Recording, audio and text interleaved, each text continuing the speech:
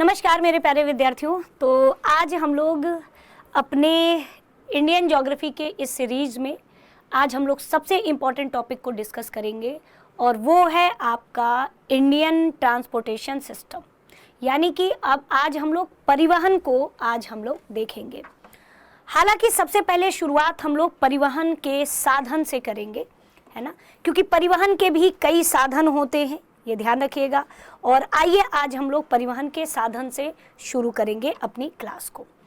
परिवहन के कई साधन हैं, शुरू से आपने कुछ चीज़ें विजुअलाइज होकर के देखा होगा। तो आइए हम लोग पहले शुरू करते हैं परिवहन के साधन से। और परिवहन के साधन अगर हम देखें तो आपके कौन कौन हैं, तो ये पूरा आइए हम लोग एक, है ना, पूरा टेबल तैयार करेंगे और उससे हमें खुद समझ में आ जाएगा कि परिवहन के साधन कौन कौन से हैं। सबसे पहले ही आता है आपका सड़क परिवहन। क्या आता है? सड़क परिवहन। सड़क परिवहन के बाद आपका क्या आता है? तो सड़क परिवहन में नहीं, सड़क से मत शुरू करिए, सबसे पहले शुरू करिए स्थल परिवहन, है ना, स्थल परिवहन, क्योंकि स्थल में भी परिवहन है। और फिर आप शुरू करिए जल परिवहन, और फिर शुरू करिए आपका वायु परिवहन। तो ये तीन तरीके से हमें अपना परिवहन देखने को मिलता है। अब आप स्थल परिवहन को, है ना, आप जो है इसको भी बांट लीजिए, है ना, स्थल परिवहन को भी, है ना, बांट लीजिए। अब स्थल परिवहन में आपका क्या आ जाएगा? तो सबसे पहले आपका सड़क परिवहन, सड़क परिवहन इसी में आता है। फिर आपका दूसरा क्या होगा? रेल परिवहन। सड़क पर ही चलता है ना, रेल परिवहन स्थल पर ही चलता है, तो रेल परिवहन स्थल पे, सड़क परिवहन स्थल पे। पाइपलाइन भी परिवहन का आजकल ये साधन है, पाइपलाइन, और ये भी पाइपलाइन भी आपका किस में आता है? स्थल परिवहन में आता है। तो आप यहाँ पे स्थल परिवहन देख लीजिए, जल परिवहन देख लीजिए, वायु परिवहन देख लीजिए, ठीक है, क्लियर है। अब आइए, अब हम लोग जल परिवहन में देखेंगे कि जल परिवहन में क्या है। तो जो सड़क परिवहन है बच्चों, वो प्राचीन काल से ही हमें देखने को मिलता है। जल परिवहन भी प्राचीन काल से ही हमें देखने को मिलता है। भारत में सबसे पहले रेल परिवहन आपका डलहौजी के काल में मुंबई से थाने के बीच में चलाया गया था, ठीक है।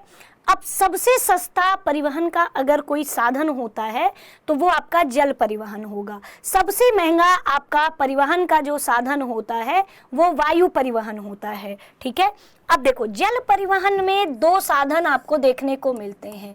एक तो आपका जो आंतरिक जल परिवहन होता है, यानी देश के अंदर ही अंदर नदी नहरों के द्वारा जो हम परिवहन करते हैं, तो ये आंतरिक जल परिवहन कहलाएगा। जैसे कि मैंने ऐसा कहा कि जो गंगा नदी है, गंगा नदी पर ही, है ना, प्रयागराज से हल्दिया के बीच में राष्ट्रीय जलमार्ग संख्या 1 बनाया गया है। तो ये देश के अंदर ही अंदर नहरों के माध्यम से, नदियों के माध्यम से जब हम एक क्षेत्र से दूसरे क्षेत्र जाते हैं तो यही आपका क्या कहलाता है? आंतरिक जल परिवहन कहलाता है। जब हम आपके पत्तनों के द्वारा एक देश से दूसरे देश में हम सामानों को आयात निर्यात करते हैं, और साथ ही साथ कभी कभी, है ना, मानव यानी कि मनुष्य भी जो है जहाज़ों से, बड़े बड़े, है ना, एक जगह से दूसरे जगह आपकी यात्रा करता है, तो ये सभी आपके किस में आते हैं? समुद्री परिवहन में हमें देखने को मिलता है। तो ये क्या है? समुद्री परिवहन आपका सही जवाब है। क्लियर है। अब आगे देख लेते हैं। अब वायु परिवहन में क्या है? तो एक विमान उड़ाए जाते हैं, घरेलू विमान, है ना, तो एक विमान उड़ाए जाते हैं, घरेलू विमान सेवा, ठीक है, घरेलू विमान सेवा। और एक होता है अंतर्राष्ट्रीय फ्लाइट, यानी कि अंतर्राष्ट्रीय विमान सेवा। तो एक होगा आपका अंतर्राष्ट्रीय विमान सेवा, ये आप देख सकते हो। तो घरेलू विमान सेवा और अंतर्राष्ट्रीय विमान सेवा, देखा जाए तो जो घरेलू विमान सेवा है ये सार्वजनिक क्षेत्र की भी हो सकती है, सार्वजनिक यानी कि सरकारी भी हो सकती है, या फिर इसके अलावा देखा जाए तो ये सार्वजनिक प्राधिकरण, और जैसे स्पाइस जेट हो गया या फिर अन्य बहुत सारे हैं, है ना, तो वो आप देखोगे तो वो निजी विमान सेवा भी इसमें आता है, निजी विमान सेवा भी आपका आता है। तो ये आप देख सकते हो, ये पूरा आपका परिवहन का साधन है, ठीक है। अब परिवहन के साधन के बाद सबसे पहला परिवहन आता है आपका स्थल परिवहन। स्थल परिवहन में आप हेडिंग यहाँ पर देंगे, और वो कौन सा देंगे, तो आप क्या है, तो इसमें आप एक बार लिख लीजिए। सबसे पहले हम सड़क परिवहन शुरू करेंगे। देखो, सड़क परिवहन आपके कितने प्रकार के होते हैं, आइए सबसे पहले हम लोग ये देखते हैं। तो सड़क परिवहन के सड़क परिवहन के प्रकार। तो सड़क परिवहन के भी प्रकार होते हैं विद्यार्थियों, और कौन कौन होते हैं, बहुत सारे सवाल यहाँ से पूछे जाते हैं। तो सबसे पहला आपका होता है स्वर्णिम चतुर्भुज महाराजमार्ग। स्वर्णिम चतुर्भुज महाराजमार्ग,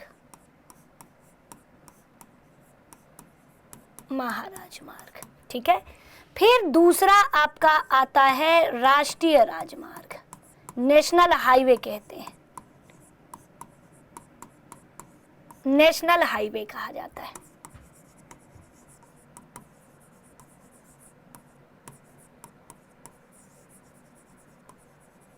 है ना, हाईवे कहा जाता है। तीसरा आप देखोगे तो आपका यह राज्य राजमार्ग होता है, स्टेट हाईवे होता है, राज्य सरकार की जिम्मेदारी होती है इसके, है ना, तो स्टेट हाईवे होता है ना। ये स्पेलिंग थोड़ा सा यहाँ पे देखिए,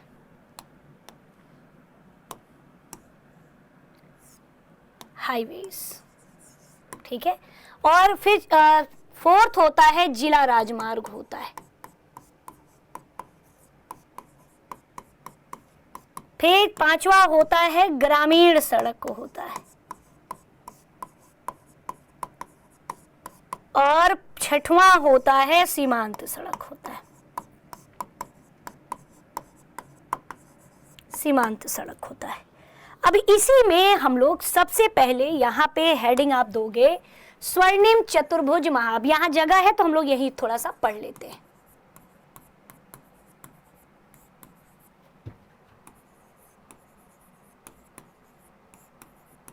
महाराजमार्ग, आपने एक चीज पढ़ी होगी सबसे पहले कि ये जो स्वर्णिम चतुर्भुज महाराजमार्ग है ये 6 लेन वाली सड़क है। कितने लेन वाली? 6 लेन वाली, यानी 1 2 3 4 5 6, पूरे 6 लेन वाली यह सड़क मानी जाती है। और इसमें 2 गलियारे हैं। तो सबसे पहले हम लोग देखेंगे तो यह 6 लेन वाली सड़क आपको देखने को मिलेगी। इतना ये बड़ा होता है, 6 लेन वाली सड़क। दूसरी चीज इसमें देखा जाए तो स्वर्णिम चतुर्भुज, तो और ये 6 लेन वाली सड़क किसको जोड़ती है? तो ये जोड़ती है आपके दिल्ली, कोलकाता, चेन्नई और मुंबई को आपस में जोड़ती है ना, मुंबई को आपस में जोड़ती है ये 6 लेन वाली। इसी को हम स्वर्णिम चतुर्भुज महाराज मार्ग कहते हैं, है ना, इसको स्वर्णिम चतुर्भुज महाराज मार्ग कहते हैं। और ये पूरे 4, अब जैसे देखिए यदि मैं फिगर के साथ इसको बना के हम लोग समझें,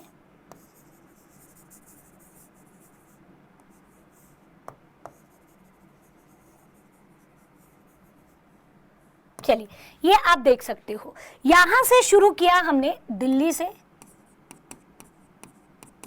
तो दिल्ली से यहां कोलकाता, फिर कोलकाता से यहां चेन्नई, और चेन्नई से यहां मुंबई, और मुंबई से यहां दिल्ली। तो ये है आपका स्वर्णिम चतुर्भुज महाराज मार्ग, ठीक है। और इसी में आप देखोगे तो इस परियोजना के तहत, ध्यान रखिएगा, इस परियोजना के तहत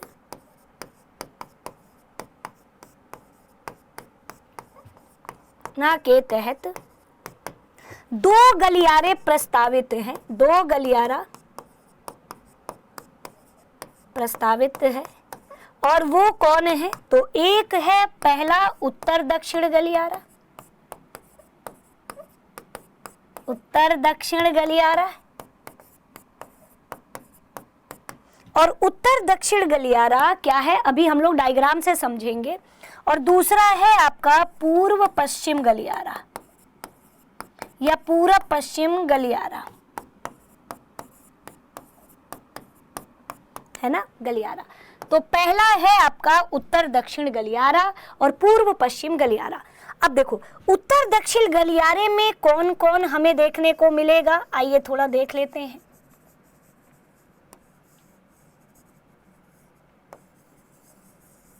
तो देखिए, तो उत्तर दक्षिण गलियारे में श्रीनगर से कन्याकुमारी, ये याद रखिएगा, श्रीनगर से कन्याकुमारी, ये उत्तर दक्षिण गलियारा है। और पूर्व पश्चिम गलियारा में आपका सिलचर से पोरबंदर, सिलचर से पोरबंदर, और ये अक्सर करके पेपर में पूछा जाता है। और ये दोनों गलियारा उत्तर प्रदेश के झांसी में एक दूसरे को काटते हैं। एक सवाल आपके जो है एग्जाम में और पूछा जाता है कि दिल्ली से जो कोलकाता है, कोलकाता से चेन्नई है, ये आखिर इसकी दूरी क्या है ना। तो ये भी आपके एग्जाम में बच्चों पूछा जाता है और आइए हम लोग इसको भी देखेंगे। हालांकि ये आपका सबसे, अगर कोई सवाल इसमें पूछा भी जाएगा तो यही ही पूछा जाएगा, ठीक है। तो चलिए अब यहाँ पे हम लोग आगे बात करेंगे। तो ये आपने देख लिया स्वर्णिम चतुर्भुज महाराज मार्ग, तो ये 6 लेन वाली है। और एक आता है स्टूडेंट्स, क्या होगा आपका, तो एक एग्जाम में पूछा जाता है, जैसे नेशनल हाईवे से वैसा कुछ खास पूछा नहीं जाएगा। तो पहले आप इसको देख लो और उसके बाद हम लोग यहां पर देखेंगे। तो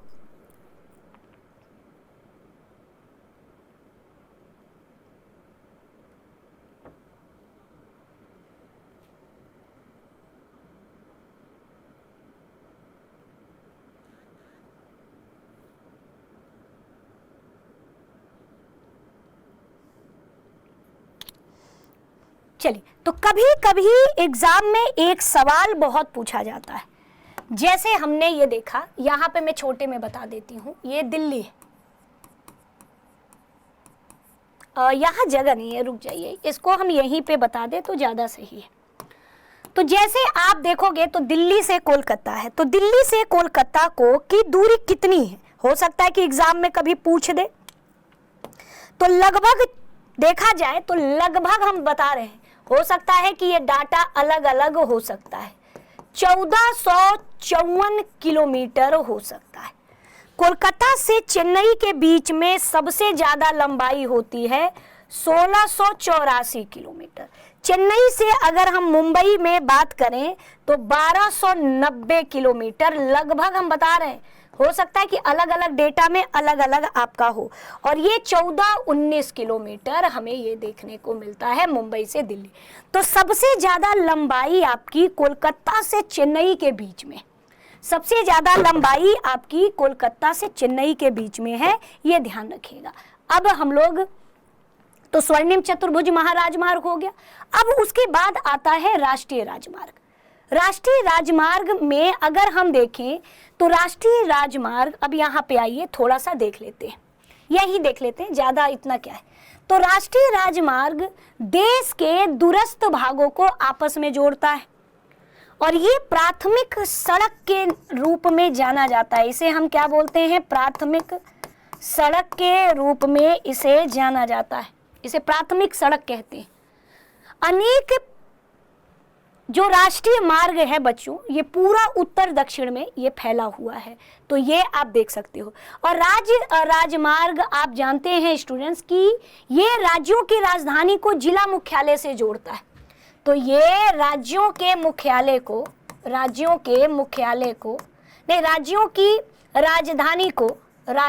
को जिला मुख्यालय से जोड़ता है,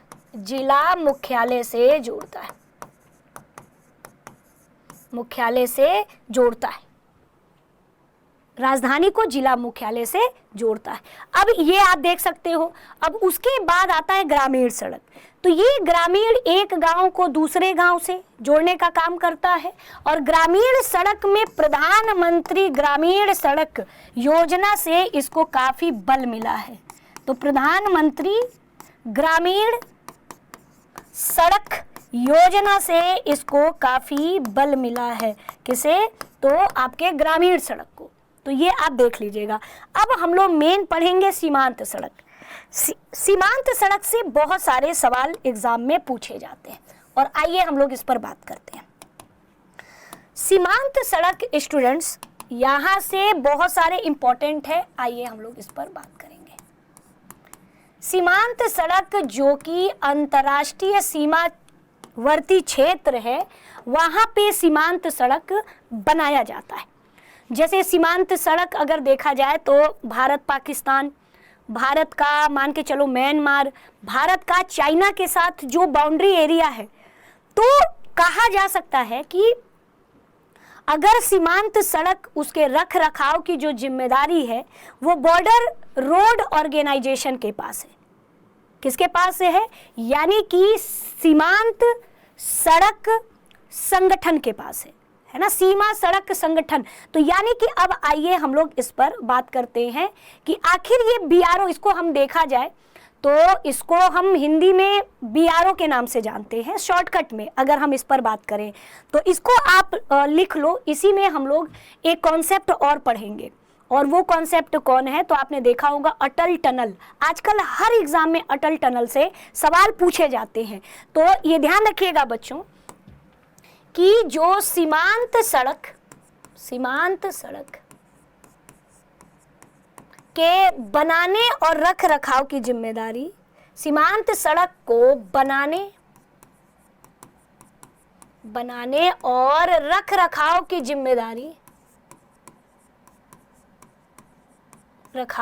जिम्मेदारी किसके पास होती है?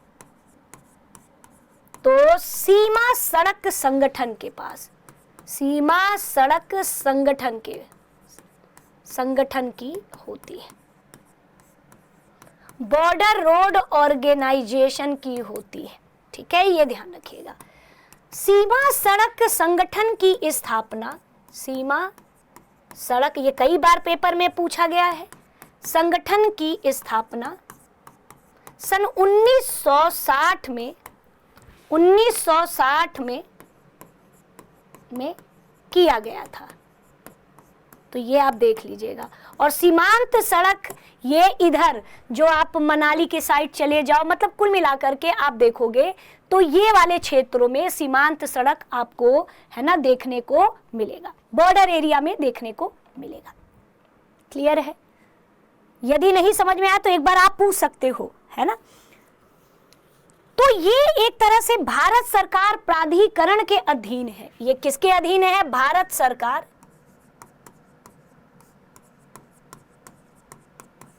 प्राधिकरण के अधीन है, तो ये भी आप देख लीजिएगा, सीमा सड़क संगठन।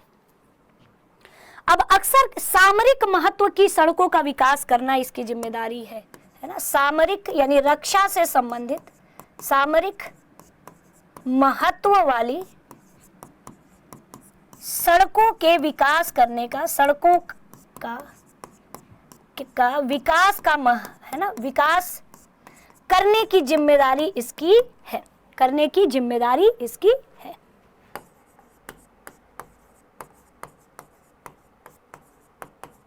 किसकी? तो आपके सीमा सड़क संगठन की। चाहे आप उत्तर पूर्वी क्षेत्रों में चले जाओ, अरुणाचल प्रदेश की तरफ चले जाओ, वहां पे आपको देखने को मिलेगा। अब इसका एक अनूठा नमूना आप देखोगे तो एक अटल टनल का नाम आपने सुना होगा। आइए यहीं पर अटल टनल के बारे में हम लोग देख लेते हैं। यहाँ से आजकल ऐसा कोई पीसीएस का पेपर नहीं होगा जहां से अटल टनल से सवाल ना आए। देखा जाए तो यह हमें पीर पांजाल, और वो भी पीर पांजाल में किधर आपको देखने को मिलेगा, तो ये जो अटल टनल है, पहले तो इसकी लंबाई आप देख लो कितनी है। तो इसकी लंबाई 9.0 किलोमीटर इसकी लंबाई है। और ये टनल किसको जोड़ती है? तो यह आपके मनाली को लाहौल स्पीति से जोड़ती है। तो ये भी आप देख सकते हो, है ना, मनाली को लाहौल स्पीति से जोड़ती है। अब आपके मन में आएगा कि मैम आखिर ये टनल बनाने की क्या वजह रह गई? तो आप जानते हो कि जब बर्फबारी होगी तो जाहिर सी बात है सड़क पे बर्फ बिखर जाएगा, तो आवागमन बाधित तो होगा। तो भाई आवागमन को सही करने के लिए कि भाई अब ये बताओ कि अब अगर हमें जरूरी है वहां पे जाना, या हमें सामरिक महत्व या किसी भी महत्व से, अब जाहिर सी बात है कि अगर 6 महीने के लिए बर्फबारी से ये क्षेत्र ढक जाए तो भारत के मुख्य क्षेत्र से उधर वाला जो है वो तो अलग थलग हो जाएगा। तो ये चीज ठीक नहीं है। तो इसी वजह से जो है आपका ये सुरंग बनाया गया है कि जो आवागमन बाधित हो रहा था अब वो आवागमन बाधित न हो, यही मेन है। ठीक है, अब सीधे आप लिखोगे ये कहाँ बनाया गया, तो ये पूर्वी पीर पांजाल में यह बनाया गया। ठीक है, ये भी आप देख लीजिएगा। दूसरी चीज, ये औसतन 3000 मीटर की ऊंचाई पर बनाया गया है, की ऊंचाई पर यह स्थित है, ये भी आप देख लीजिएगा।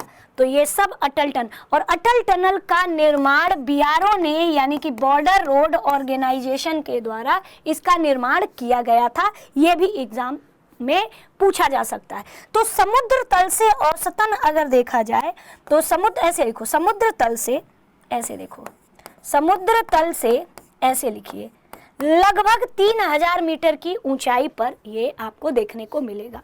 अब आजकल सवाल ऐसे बन रहे हैं कि श्रीनगर से कन्याकुमारी अगर हम आ रहे हैं तो ये जो स्वर्णिम चतुर्भुज है आखिर ये किस किस शहर के किनारे है? जैसे विशाखापट्टनम इसमें आ जाता है, चेन्नई इसमें आ जाता है। तो आजकल आप लोग ये भी आप पढ़ सकते हो कि जो ये स्वर्णिम चतुर्भुज है ना, ये आखिर इस पर कौन कौन से शहर विराजमान है। पूरब में कौन है, इस गलियारे में कौन है, इसमें कौन है, इसमें कौन है, इसमें कौन है, और ऐसे कई एग्जाम है जहां से इसमें सवाल पूछे गए हैं। ठीक है, तो अब हम लोग इसी में सीमांत सड़क हो गया। अब हम लोग आगे देखेंगे, है ना, आगे देखेंगे। अब देखो रेल परिवहन में स्टूडेंट्स सबसे ज्यादा देखो जो चीज इंपॉर्टेंट है हम केवल उन्हीं चीजों पे डिस्कस करेंगे। तो इसमें रेल परिवहन सबसे पहले तो एग्जाम में यही पूछा जाता है कि सर्वप्रथम भारत में रेल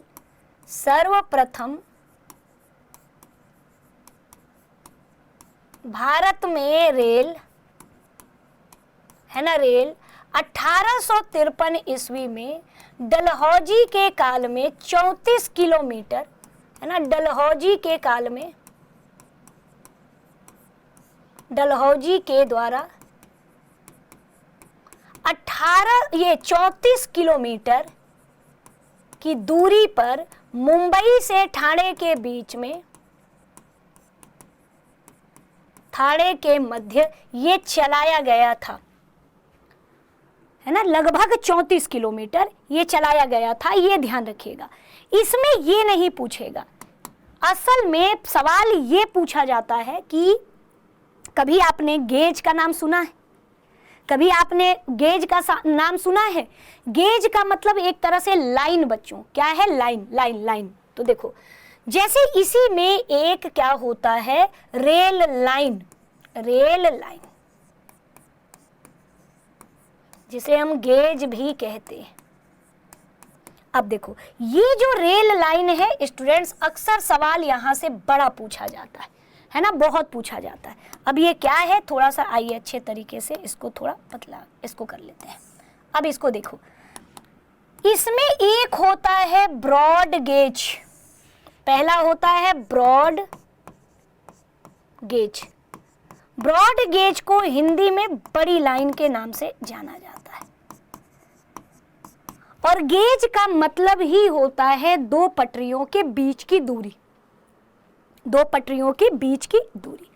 एक होता है मीटर गेज, क्या होता है, मीटर गेज, जिसे मीटर लाइन के नाम से भी हम जानते हैं,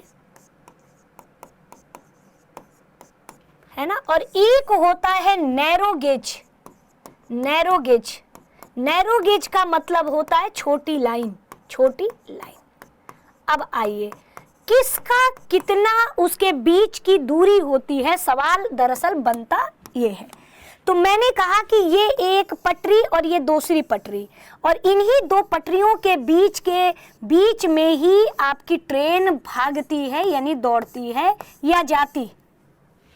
यही दो पटरियां हैं जिस पर ट्रेन क्या है, आपकी चल रही है।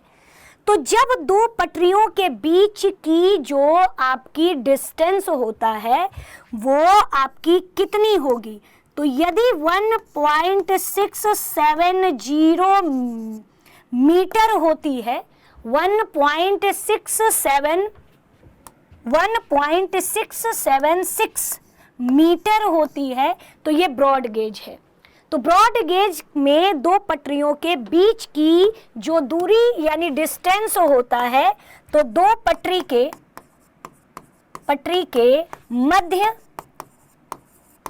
जो दूरी होती है वो 1.676 मीटर होती है। ये एग्जाम में पूछा जाता है।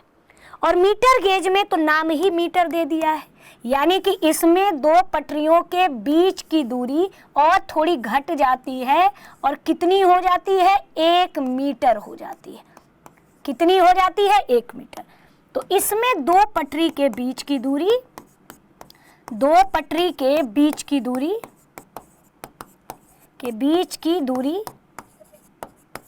कितनी होती है, 1 मीटर होती है ना, 1 मीटर होती है। नैरो गेज क्या होता है, तो ये बहुत छोटा, अक्सर पहाड़ी इलाके में आप जाओगे, कभी आपको कालका से शिमला जाने को मौका मिले तो आप टॉय ट्रेन से जाना। किससे, टॉय ट्रेन से।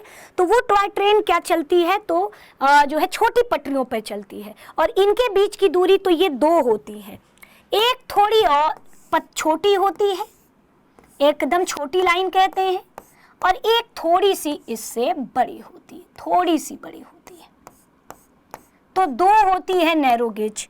तो इसमें अगर देखा जाए तो जो ये छोटी वाली बहुत छोटी होती है, तो ये पॉइंट इसमें क्या होता है, 0.610 मीटर होता है, और एक थोड़ी बड़ी होती है तो इसमें जो है 0.762 मीटर होता है, दो पटरियों के बीच की दूरी, दो पटरियों के बीच की दूरी। तो ये 2 है। तो एक ऐसी होती है जिसमें 0.762 होता है, दो पटरियों के बीच की दूरी, और एक ऐसी होती है जो 0.610 होता है। तो ये ध्यान रखिएगा। तो ये नैरो गेज होता है। क्या होता है, नैरो गेज होता है, ये ध्यान रखिएगा, ठीक है। ये नैरो गेज, तो यही सब, और ये अक्सर पहाड़ी यानी नीलगिरी चले जाओ, दार्जिलिंग चले जाओ, तो ये पहाड़ी क्षेत्रों में यह देखने को मिलेगी। टॉय ट्रेन चलती है इसमें। तो ये आप नीलगिरी, ऊटी चले जाओ, दार्जिलिंग चले जाओ, कालका शिमला चले जाओ, वहाँ पे ये छोटी जो है लाइन आपको देखने को मिलेगी। अब आता है जलमार्ग। मेरे प्यारे बच्चों, जलमार्ग हमने आपको ऑलरेडी पहले बता दिया है। जलमार्ग आपके कितने प्रकार के होंगे, तो 2 तरीके से हमें देखने को मिलते हैं, है ना, 2 तरीके से ही हमें देखने को मिलेंगे। अब आइए हम लोग इसी में जलमार्ग को पढ़ेंगे। सबसे पहले हम लोग क्या देखा जाए, जलमार्ग में हम लोग क्या देखा जाए, सबसे पहले नदी जलमार्ग हम बताएं या कौन सा, आप बताओ, या आपका पोर्ट्स बताएं। तो सबसे पहले हम लोग आइए, पहले तो हम लोग आंतरिक परिवहन को देखेंगे। और आंतरिक जो परिवहन, आंतरिक जल परिवहन जो होता है, बहुत सारे सवाल यहाँ से पूछे जाते हैं। पहला वाला जो होता है राष्ट्रीय जलमार्ग, सबसे पहला लिखिए राष्ट्रीय जलमार्ग संख्या एक है ना, एक, ये गंगा नदी पर बनाया गया है, सबसे पहला सवाल। ये प्रयागराज से हल्दिया के बीच में बनाया गया है, ये दूसरा सवाल पूछा जा सकता है। और इसकी लंबाई पेपर में पूछी जा सकती है, तो 16-20 किलोमीटर, 16-20 किलोमीटर इसकी लंबाई है। अब आइए, अब दूसरा राष्ट्रीय जलमार्ग संख्या 2 किस नदी पर बनाया गया है? 2 किस पर बनाया गया है? तो ये ब्रह्मपुत्र नदी पर बनाया गया है। और ये किसके बीच में बहती है? तो सदिया से धुबरी के बीच में बनाया गया है, सदिया से धुबरी के बीच में बनाया गया है। लंबाई कितनी है? 891 किलोमीटर इसकी लंबाई है। ये भी एग्जाम में पूछा जाता है और ये असम में आपको देखने को मिलेगा। असम में, भाई ये कहाँ है? असम में। अब राष्ट्रीय जलमार्ग संख्या 3 है और 3 आपको कहाँ देखने को मिलेगा? पश्चिमी तट नहर में देखने को मिलेगा। तो राष्ट्रीय जलमार्ग संख्या 3 है।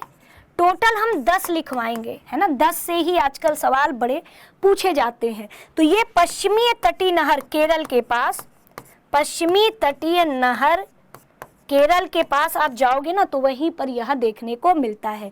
कोटापुरम से कोल्लम तक, कोटापुरम से कोल्लम तक हमें यह देखने को मिलता है ना। केरल में आप जाओ तो कोटापुरम से आपको कोल्लम तक देखने को मिलेगा। ठीक, ये पहला। अब इसकी लंबाई एग्जाम में पेपर में पूछा जा सकता है और कितनी है? 205 किलोमीटर।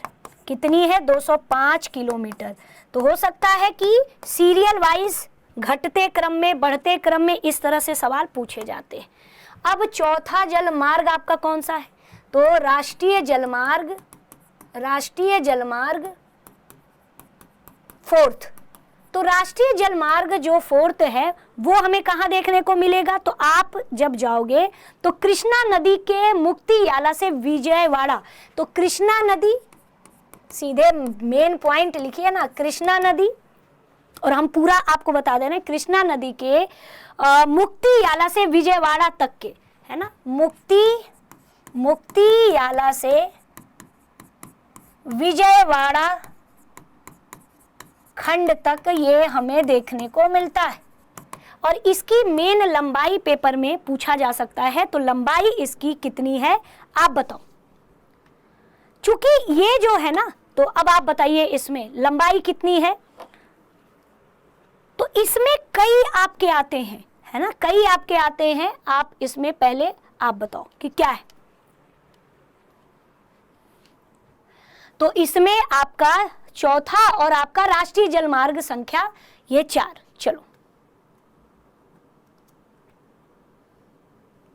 तो राष्ट्रीय जलमार्ग संख्या जो 4 है वो आपकी कितनी? तो ये अब बहुत इसकी लंबाई हो गई है स्टूडेंट्स। आप जब जाओगे तो अब ये लगभग 1078 किलोमीटर, और आपको पता है इसकी लंबाई अब संशोधित हो चुकी है। इसकी लंबाई संशोधित होकर के अब 2890 किलोमीटर बढ़ा दिया गया है ना। संशोधित होकर 2890 किलोमीटर बढ़ा दिया गया है। ये आप देख लीजिएगा। आज भी एनसीईआरटी वगैरह में 1078 दिया है, लेकिन इसका भी लंबाई संशोधित होकर के ये बढ़ा दिया गया है। इसमें कौन कौन से क्षेत्र आपके आते हैं, कौन कौन क्षेत्र को जोड़ता है? तो ये तेलंगाना को जोड़ता है, आंध्र प्रदेश को जोड़ता है, तो तेलंगाना को जोड़ेगा आंध्र प्रदेश, तमिलनाडु पुदुचेरी को, तमिलनाडु पुदुचेरी को, ये आप देख सकते हो, है ना। अब पांचवा जो हमारा जलमार्ग संख्या है वो हमें कहाँ देखने को मिलेगा, और ये भी अक्सर करके एग्जाम में पूछा जाता है। आप बताओ। तो अभी हमने जैसे जो संशोधित लंबाई थी वो भी हमने आपको बता दिया है। अब आप बताओ इसमें कौन सा है, राष्ट्रीय जलमार्ग संख्या पांचवा। तो हालांकि इसको जो पांचवा है वो 588 किलोमीटर है, तो आप सीधे लिखेंगे राष्ट्रीय जलमार्ग पांचवा। और पांचवा जो है आप यहाँ पर देख सकते हो, इसमें क्या है, तो ये मताई नदी, महानदी डेल्टा चैनल, ब्रह्माणी नदी और पूर्वी तटीय नहर में यह देखने को मिलता है। ब्रह्माणी नदी का विशेष विस्तार माना जाता है, ब्रह्माणी नदी का विशेष विस्तार माना जाता है। इसकी लंबाई आपको पता है 588 किलोमीटर, है ना। लंबाई इसकी क्या है, 588 किलो। एक आपका कौन सा एग्जाम आता है, एक नेशनल राष्ट्रीय जलमार्ग संख्या 10 आता है, वो अंबा नदी पर आपको महाराष्ट्र में देखने को मिलता है। तो ये ध्यान रखिएगा बच्चों, महाराष्ट्र में देखने को मिलता है। तो अभी बहुत है, लेकिन मेनली अगर देखा जाए तो एग्जाम में सबसे ज्यादा यहीं से सवाल आता है। अब यहाँ पे आइए, अब एक होता है समुद्री परिवहन। इसमें हमें क्या देखना होता है, पत्तन देखना होता है। पत्तन में 12 प्रमुख पत्तन हमें पढ़ने होते हैं। अब आइए, सबसे पहले आता है कांडला। कांडला का अब नया नाम पंडित दीनदयाल बंदरगाह है।